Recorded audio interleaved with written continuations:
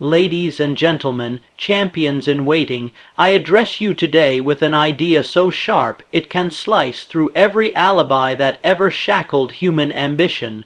Balance is the excuse of the uncommitted man. From the first sunrise etched upon your memory until this very hour, you have been told, find balance. Balance in work, in play, in relationships, in pursuits. It sounds wholesome. It rings with the chime of moderation. Yet moderation, when misapplied, morphs into mediocrity. It is a velvet-covered chain that restrains giants in the halls of the ordinary. I do not speak against rest, nor against love, nor against leisure. I speak against the half-hearted spirit that uses those words as a hiding place from greatness. Balance is a seductive word, a silver-tongued counselor of comfort. It steps to the front porch of your ambition with a warm smile and a tray of soothing excuses. Be reasonable, it murmurs, keep everything equal, and in that single phrase it plants a weed of hesitation that can strangle greatness before the first green shoot breaks soil. A man stands at the threshold of his burning desire, an idea that could revolutionize an industry, a discipline that could forge an iron will, a practice that could sculpt a legendary physique, and suddenly the inner voice of equilibrium rises to object. What of leisure? What of entertainment? What of the sanctity of downtime? Here lies the subtle enemy, balance preached as a first principle rather than a final reward. Nature herself teaches that creation is born of imbalance. The seed splits, the riverbanks overflow, the lightning bolt rends the sky. Each violent departure from equilibrium delivers life, movement, or illumination. Yet the modern mind, tutored by the doctrine of moderation, seeks to remain perpetually comfortable, eternally safe, lovingly cradled in the middle. It collects inspirational slogans like trinkets, but dares not pay the price etched on every medal of accomplishment, total, inconvenient commitment. Examine the biographies of those whose names glow across centuries. They were accused of obsession, of monomania, of recklessness.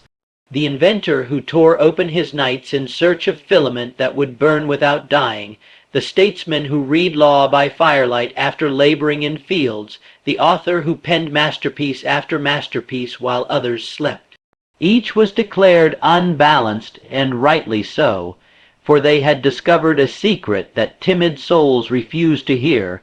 The shortest distance between mediocrity and mastery is a straight line of focused, continuous exertion. Detours marked balance merely elongate the journey. Now consider the average seeker of success. He attends a seminar, thrills at the thought of financial independence, rushes home vowing transformation. But within days the equilibrium evangelists close in. Don't overdo it, they caution, remember self-care. So he studies a little, networks a little, saves a little, rests a lot, until the flame of intent flickers and vanishes. His dream is buried beneath well-meant counsel, and at the funeral the mourners chant, at least he kept things balanced. True self-care does not begin with comfort, it begins with purpose. The muscles of mind and body grow only under tension, and tension is imbalance harnessed. When the objective is worthy, the scales must tilt, sometimes violently, in its favor. Only after the harvest does the farmer rest. Only after the athlete's sweat turns to trophies does he taper his regimen. Only after financial fortress stands secure does the builder allocate hours to idle diversion. The order can never be reversed without forfeiting the prize. Therefore declare today that balance will no longer masquerade as wisdom in your vocabulary. Let it earn its place as a consequence, never as a precondition. Strike the anvil while the metal of desire is white, hot. Ignore the courteous whispers of moderation, and see how swiftly the universe yields to the man who refuses to split his devotion. The world applauds the finished symphony, but few listen for the hidden metronome that beat relentlessly behind its birth, the steady, obsessive tick-tock of concentrated labor. To scale any summit of consequence, you must first cordon off a season of life and dedicate it to a single, soaring objective with such intensity that casual observers will shake their heads and label you extreme. Pay them no mind. Extremity in purpose is the forge in which achievement is tempered. A man who parcels out his vitality in equal slices, one for work, one for play, one for study, one for repose, creates a bland-tasting platter of results. Meanwhile, the aspirant who heaps his hours upon a solitary endeavor transforms time into a blazing crucible that refines both skill and character. Think of a lens gathering the scattered glow of the sun. In its natural state, the light merely warms the skin, but concentrated to a pinpoint, it ignites fire. Your faculties, imagination, will, intellect, are similar. Spread thin, they warm the surface of possibility. Concentrated, they kindle destiny. Thus the craftsman closes the workshop door, the scholar secludes herself in libraries, the entrepreneur vanishes into market research. It is not withdrawal but preparation for re-entry on higher ground. They have chosen intentional imbalance precisely because they recognize life's seasonal logic. Sowing demands one posture, reaping another. Attempt both simultaneously, and you do neither well. During this season you will rise earlier, work later, and decline invitations that dilute momentum. You will measure each commitment by a single criterion. Does it accelerate my chief aim? If the answer is no, the request is postponed, delegated, or declined with a courteous firmness. This disciplined bias toward progress simulates the gravitational pull of a larger planet. It tugs every stray thought, every wandering emotion, back into orbit around the goal. Make no mistake, the cost is real. You will outgrow certain conversations, miss social gatherings, relinquish small comforts, but the dividend is proportionally greater. Mastery in your craft, unmistakable authority in your field, a reputation that precedes you into every room. Those who witnessed your temporary imbalance will one day marvel at your apparent izana, where that the effortless stroke of the master painter was purchased with thousands of deliberate, unbalanced brush hours. Remember, too, that seasons change. Fields cannot be perennially plowed. The soil must later lie fallow to absorb rain and sun. So it is with you. When the project is complete, the product launched, the degree attained, you shall pull back, redistributing time toward family, health, reflection. That interlude is not a retreat but a renewal. It nourishes the root so the next cycle of growth can commence at a still loftier level. Therefore, embrace imbalance as a strategic posture, not a permanent prison. Announce to yourself, for these 90 days, or 6 months, or year, I dedicate the lion's share of my resources to this audacious pursuit. Then storm the battlements of procrastination with the battering ram of focused energy. When the walls fall, step through the breach and claim the spoils that only intentional, seasonal imbalance can deliver. There exists in the hidden arithmetic of success a principle more potent than interest upon money, the law of overcompensation. It proclaims that whatever effort you invest beyond the common requirement returns to you in dividends disproportionate to the exertion. The average soul completes the task until it meets the bare specification, then retires in self-congratulation. But the uncommon soul presses on, adding polish where others settled for rough edges, adding study where others trusted memory, adding sweat where others wiped their brow in relief.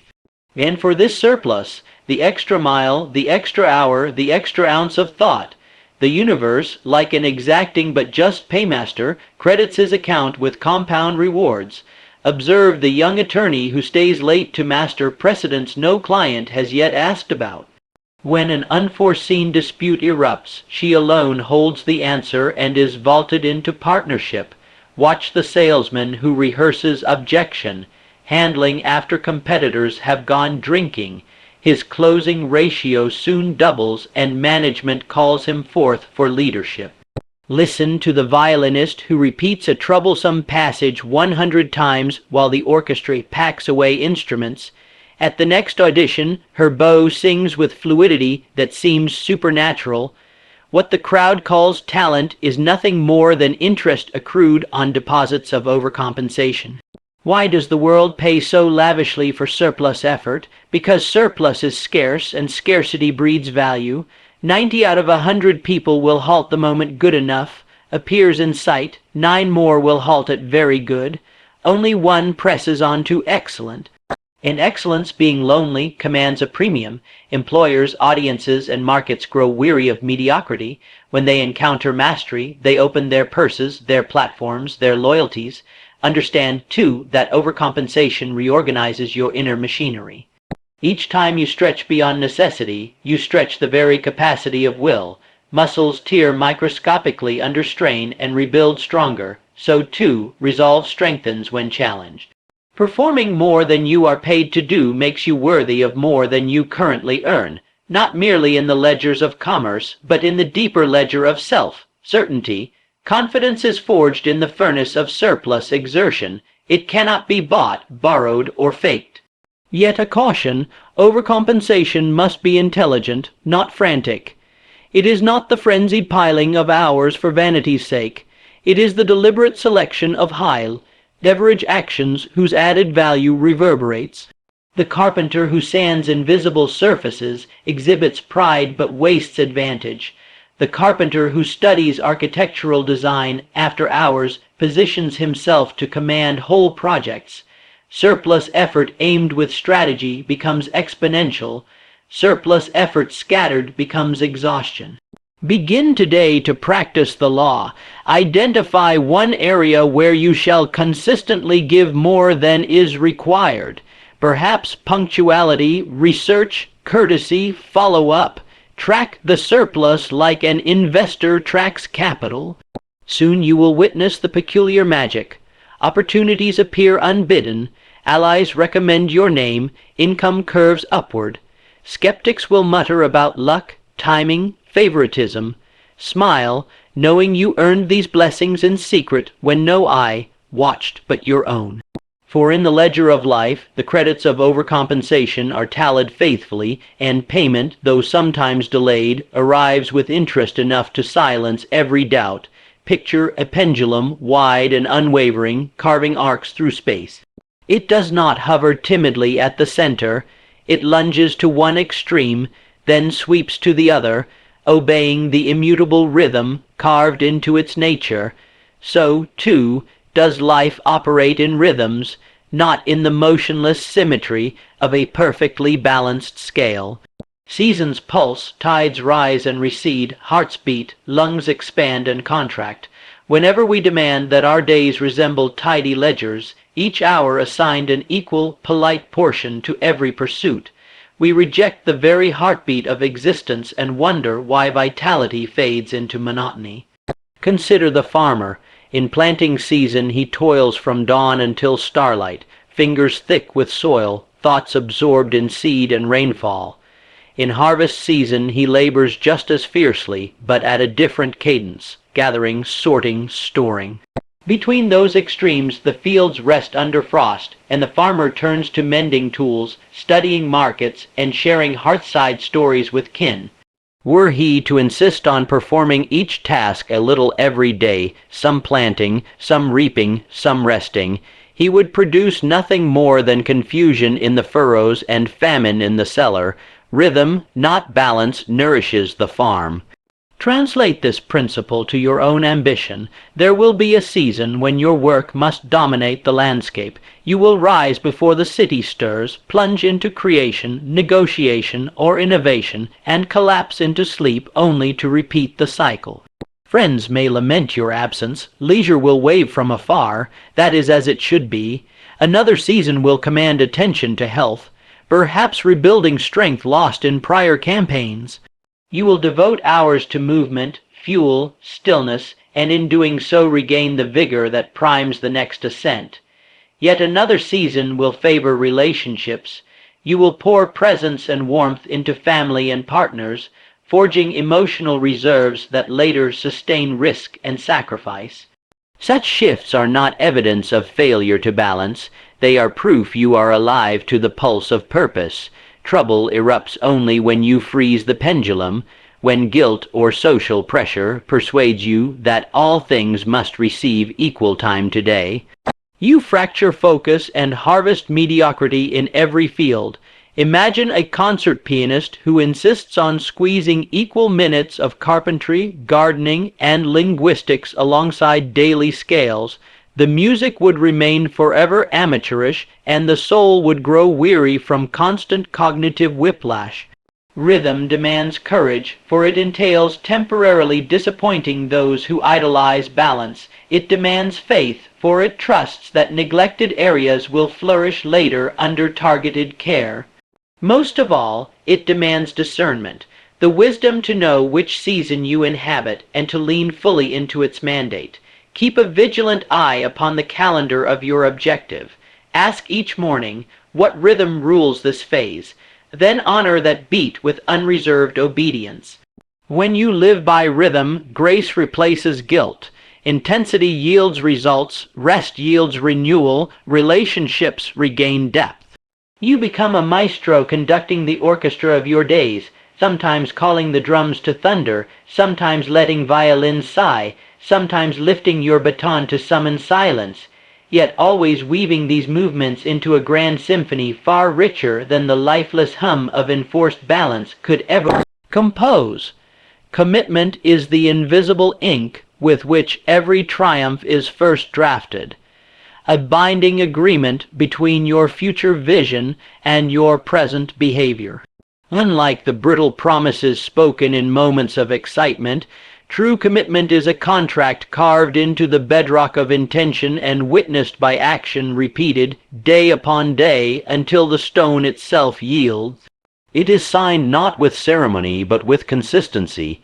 Each sunrise presents another blank line, and your deeds of that day provide the signature.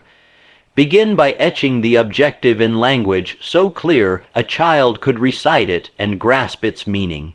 A hazy aim produces hazy effort, but a definite aim rallies every particle of your being. Write it, speak it, see it, until the mind accepts it as indisputable fact awaiting only the logistics of delivery. This declaration becomes the first clause of the contract. I know precisely what I desire. Next comes the schedule of payment, your time. Time is the sole currency equally allotted to pauper and magnate, yet its worth multiplies when targeted. Track it with a zeal accountants reserve for fortunes. Note each quarter, hour. Ask relentlessly, does this minute advance my chief aim? Waste disguised as entertainment, gossip, or idle scrolling is a silent thief tearing pages from your contract and leaving fulfillment unsigned. The third clause addresses allies. No enterprise of magnitude is accomplished in solitary confinement. Communicate candidly with those whose lives intertwine with yours. Declare the season you are entering, its demands, its duration, and, crucially, the reward it promises to everyone involved.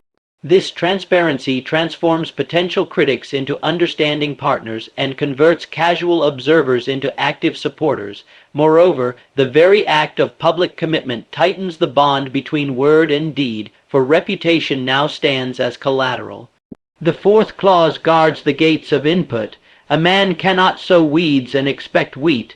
Therefore, curate the influences that enter your mind as ruthlessly as a jeweler selects stones. Replace sensational headlines with specialized study. Replace complaint-ridden company with conversation that provokes strategy. Replace background noise with reflective silence where ideas crystallize. What you permit to enter will eventually emerge as either distraction or direction. Finally, embed recovery within the contract, not as loophole but as obligation.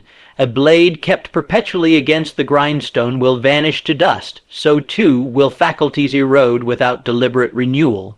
Schedule sleep, exercise, reflection, prayer, whichever activities sharpen your saw.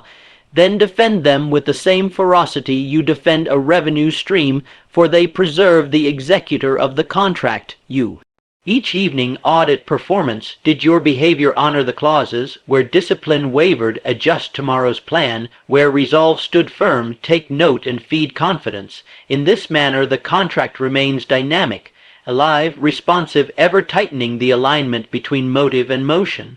Persist, and a striking metamorphosis occurs. Actions once forced by willpower become habits propelled by identity. Doubt dissolves. Others now refer to you as the dependable one, the unstoppable one, the expert. Yet you will know the truth. Such titles are merely the later, arriving witnesses signing a document you executed in solitude long before applause could ratify it. There is a delightful paradox embedded in the philosophy of accomplishment. The very harmony the masses seek through cautious equilibrium blossoms only after one has first embraced deliberate imbalance. Picture a young tree staked firmly toward the sky. At first, its trunk leans unnaturally, all energy channeled upward instead of outward. Observers may fret that such lopsided growth will doom the sapling. Yet, over seasons, the roots thicken to support that thrust. Branches unfurl in balanced symmetry, and the tree stands taller and sturdier than its evenly dispersed counterparts. So it is with every human enterprise that begins in purposeful disproportion and culminates in a richness of life no timid moderation could have secured. When you hurl your full weight behind a major aim, three seemingly separate spheres, health, relationships, and wealth, begin to orbit in tighter, more orderly fashion around the nucleus of purpose. First, consider health. The discipline required to rise early, study late, or train unceasingly cultivates habits of nutrition, rest, and movement that outlive the initial campaign. You eat with function in mind, you sleep with recovery as an asset, you exercise to amplify productivity.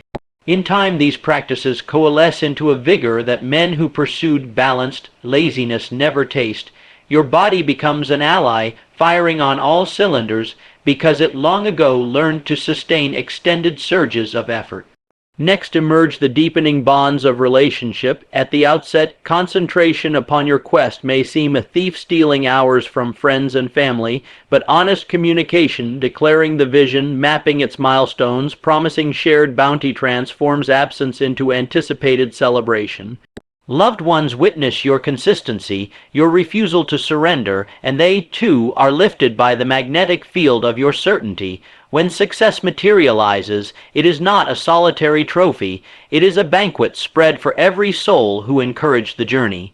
Moments once lost return multiplied in both quality and depth, for nothing cements affection like triumph wrested from sacrifice together. Then arrives the compound harvest of wealth in currency, in influence, in options. The marketplace lavishes premiums on the individual who proves indispensable, whose name has become shorthand for excellence. While the balanced majority scatter attention across minor ventures, you, having pushed one cornerstone to mastery, are invited to command greater projects, negotiate bolder terms, and invest in broader horizons. Money flows not as fragile trickles, but as robust channels carved by reputation. Freedom follows fortune, the freedom to choose endeavors aligned with passion, to bestow resources upon causes of the heart, to buy back time for exploration, philanthropy, or simply wonder. Observe the irony. The life once called unbalanced now radiates a synchronicity envied by those who never dared the initial tilt. Vitality, intimacy, and prosperity interlock like gears, powering a wheel of ongoing growth. And the engine was set in motion by that first courageous decision to concentrate, to devote, to pursue without dilution. Therefore, distrust the counsel that urges you to maintain perfect balance from the beginning. Instead, consecrate a season to strategic excess in service of a definite aim. Relish the stretch, endure the critics, outlast the doubts. For when the work is done and you step back, you will behold a life standing tall and evenly branched, rooted in mastery, crowned with abundance, bearing silent testimony that true balance is the rightful heir of steadfast, purposeful imbalance.